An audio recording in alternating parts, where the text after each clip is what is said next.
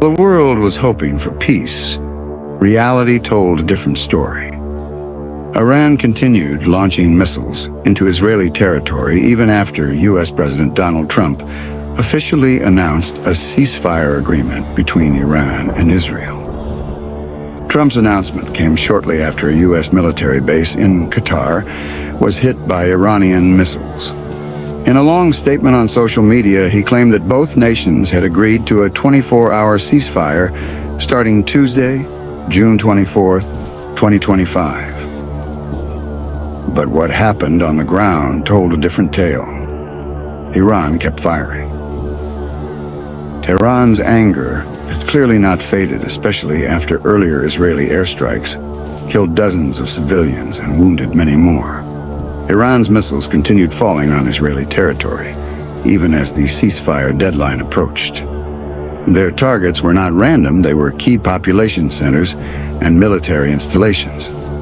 Then came a chilling statement from Major General Abdul Rahim Mousavi, Chief of Staff of the Iranian Armed Forces. In a widely circulated video, he declared that Operation True Promise 3 would not stop until Israeli Prime Minister Benjamin Netanyahu is fully defeated. He accused President Trump of trying to rescue Netanyahu, whom he called a failed American proxy in the Middle East. In response, Israel launched a massive retaliation. The defense minister ordered precision strikes deep into Iran, reportedly destroying several air defense systems and radar installations. Trump, who had initially believed diplomacy would prevail, now appeared to be losing control. In a string of tweets, he expressed frustration with both sides, particularly Israel, for ignoring his calls for peace. Even more shocking, Iran's foreign ministry stated there was never a ceasefire agreement in the first place. This declaration humiliated Trump's earlier announcement and cast serious doubt on U.S. diplomatic influence in the region. Meanwhile, thousands of Israeli civilians were seen fleeing toward the Egyptian border. Reports confirmed that Iran continued targeting American military bases, signaling that this conflict is far from over.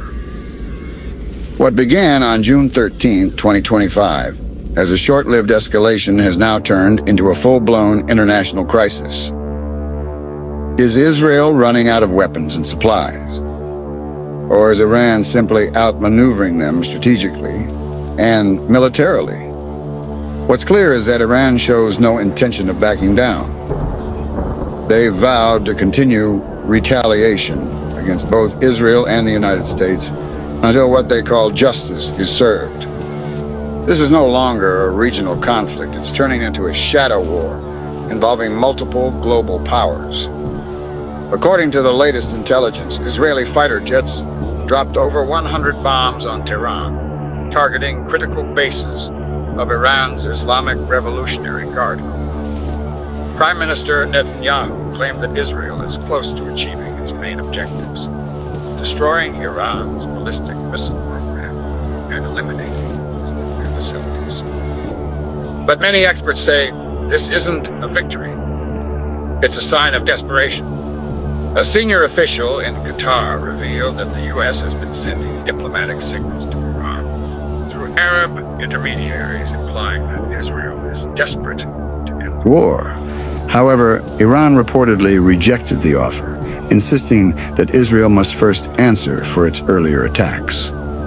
Israeli officials later announced they were open to a ceasefire only if Iran agreed to stop its nuclear program. If not, more attacks are coming. So is this the beginning of the end? Or is it just a pause before a much larger war begins? What do you think? Was the ceasefire always doomed to fail? Or is there a hidden agenda behind this chaotic diplomacy? Let us know in the comments below. And stay tuned to this channel for the latest updates on the most dangerous conflict in the Middle East.